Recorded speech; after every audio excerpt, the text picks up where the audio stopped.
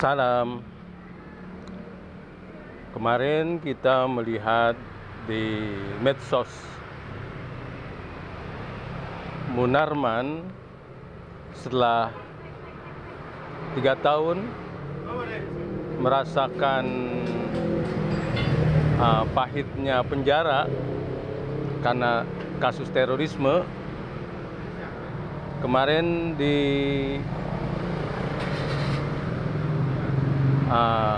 keluar dari penjara disambut pahlawan karena beliau sebelumnya sebagai juru bicara FPI. Namun satu sisi kita senang karena beliau beberapa waktu yang lalu dalam acara 17 Agustusan beliau menyatakan setia kepada NKRI. Mungkin itulah yang menyebabkan beliau baru menempuh 3 tahun penjara, beliau dibebaskan. Dan inilah baik hatinya ya pemerintah Indonesia terhadap gembong-gembong kasus terorisme. Sementara kalau di beberapa negara ya kasus terorisme mendapatkan hukuman yang berat atau bahkan hukuman mati. Dan itu memang buah si malakama. Ketika dihukum berat kasus-kasus terorisme, mereka menjadi dendam, lalu memprovokasi orang-orang yang sudah terkena virus ya Wahabisme, Hizbut Tahrir maupun Ikhwanul Muslimin, sehingga beberapa negara ya tidak beres-beres urusan terorisme.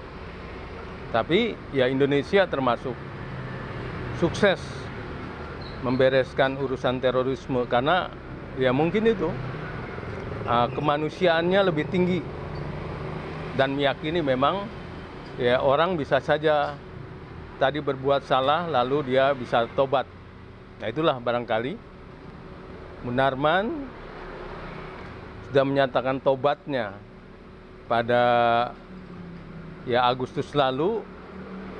Beliau menyatakan bersalah dan ya ikut acara HUT kemerdekaan dan menyatakan setia kepada NKRI.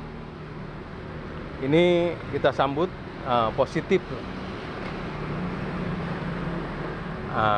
Tapi juga kita kemarin cukup ya kecewa juga, ternyata ada 60 orang yang ditangkap karena ingin menggagalkan pemilu. Ada 60 orang yang ditangkap, unsur JAD diantaranya. JAD. Nah, ini juga cukup memprihatinkan buat kita bahwa kelompok-kelompok radikal ini ya masih terus ya menyebarkan virusnya, artinya masih tetap berternak ya, walaupun sudah sekitar 2.000 lebih yang ditangkap. Kelompok teroris yang ditangkap itu sudah 2.000 orang lebih yang ditahan di Nusa Kambangan, baik yang sudah ya mereka itu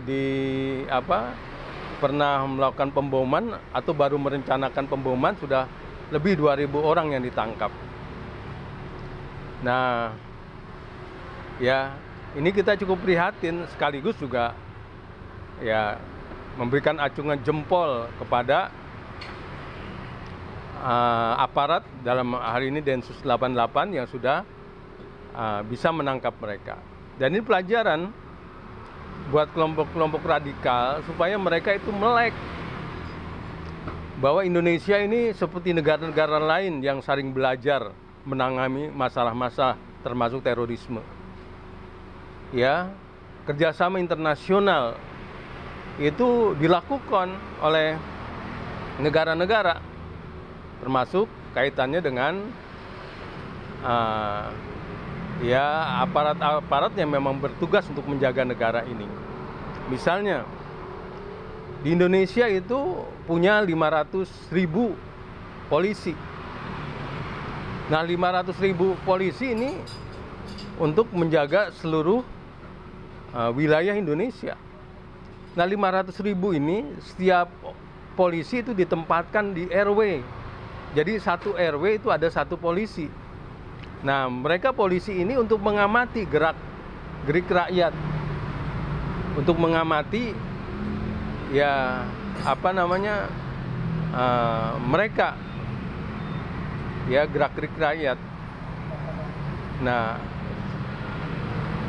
belum lagi semua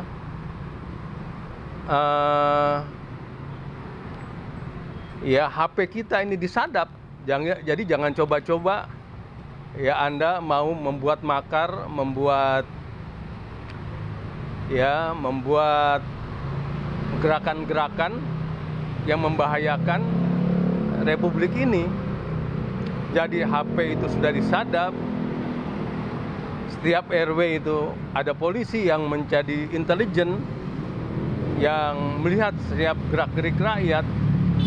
Juga satelit kita. Setiap negara itu punya satelit. Satelit itu bisa memantau walau cuma 10 cm yang ada di darat itu akan dipantau gerakannya. Jadi jangan coba-coba ya mau berbuat jahat terhadap Republik ini.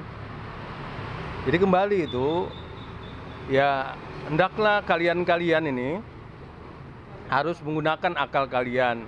Kalian banyak diantaranya kan sekolah, bahkan sampai perguruan tinggi. Hendaklah kalian ya jangan cuma baca ya satu buku hadis, satu buku tafsir, ya kalian udah merasa paling pintar, paling benar.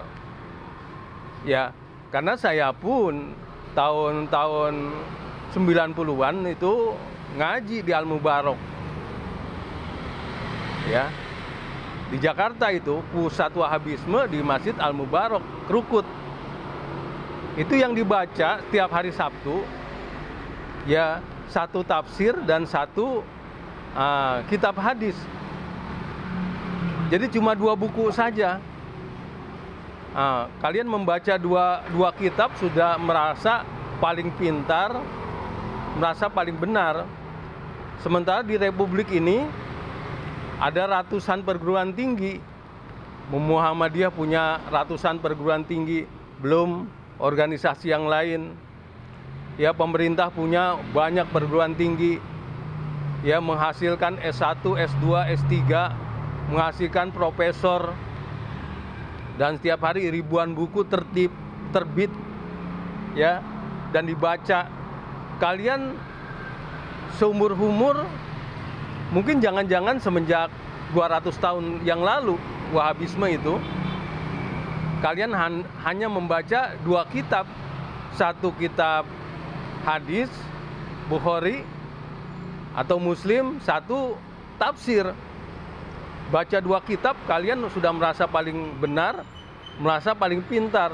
Sementara ribuan perguruan tinggi di dunia menghasilkan profesor, menghasilkan doktor. Ya, itu harus kalian pikirkan, dan tiap hari ribuan buku itu terbit. Jadi itulah. Jadi kembali ini dengan keluarnya Munawar Roman dari penjara, ya, yang disambut gegap gembita bagaikan pahlawan oleh FPI. Namun satu sisi juga